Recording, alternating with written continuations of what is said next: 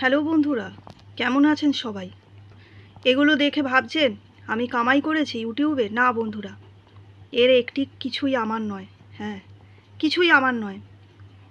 একজনের থেকে পেয়েছি, ওপরে একটা দিদির থেকে বলে কয়ে নিয়ে এসেছি। আমাকে বারবার সাবধান করে দিয়েছে একটা টাকারও যেন এদিক ওদিক না হয়, সবটা হিসেব নেবে ভিডিও করার পরে। আর কি ভিডিও ছাড়লাম সেটাও নাকি দেখবে। কোনো দিনই তো আমার অ্যানিমেশান বা ভিডিও কিছুই কখনো দেখেনি, কিন্তু এইটা নাকি দেখবে। ঠিক আছে, দেখুক, একটা ভিউজ হলেও হবে। ব্যাপার হচ্ছে, অনেকে আমার 2000 সাবস্ক্রাইবার দেখে, মানে 2000-এর ওপর, আগে আরও ছিল, অনেক কমে গেছে।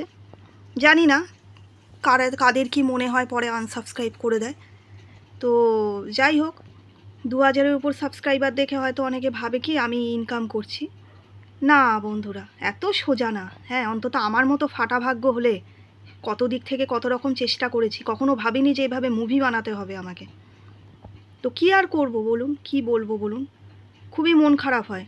হ্যাঁ, এত কষ্ট করে ভিডিও বানাবার পরে যখন ভিউজ হয় না, আজ পর্যন্ত আজকে এতদিন ধরে ভিডিও বানাচ্ছি, ভিডিও থেকে তো অনেকেই আমার পরেও অনেকে ইউটিউব করেও অনেক টাকা ইনকাম করে যাচ্ছে, প্রত্যেক মাসে মাসে আচ্ছা খাসা ইনকাম করছে। অনেক গেমিং চ্যানেল আছে শুনেছি, তাদের ইনকাম নাকি মাসে 1,80,000 এরকম। 1,00,000 কি, আমি একটা টাকাও আজ পর্যন্ত ইউটিউব থেকে আর্ন করতে পারলাম না। যদি সত্যি এটা ফার্স্ট পেমেন্ট হতো আপনাদের সঙ্গে শেয়ার করে ভালো লাগতো, কিন্তু খুব দুঃখের বিষয়, আমার এতটাই ফাটা কপাল, এত পরিশ্রম করার পরেও কিছু হয় না। লোকে বলে পরিশ্রম করলে নাকি তার একটা ভালো ফল হয়, আমি জীবনে কোনো দিন পাইনি। অন্তত এই পয়সা আমার কাছে আসে না। পয়সা এলেও তার সঙ্গে নানা রকমের সমস্যা, নানা ঝামেলা। ফেসবুকে একজন আমাকে 10,000 টাকা পাঠিয়ে দিয়ে নানা ধরনের মানে সমস্যা ক্রিয়েট করেছিল। ঠিক আছে, অনেকে বলছে এই নিয়ে থানা পুলিশ হবে। আমার এই সমস্ত একদম ভালো লাগে না। বাট মানুষ আজকাল এমন হয়েছে যে এই সমস্ত ঝুট ঝামেলা চলেও আসে। টাকা কখনো এলেও দেখেছি ঝুট ঝামেলা হয়, তো তাকে আবার আরটিজিআইএফ করে সমস্ত টাকা ফেরত দিতে হয়েছে। তো এই রকম ব্যাপার আর কি।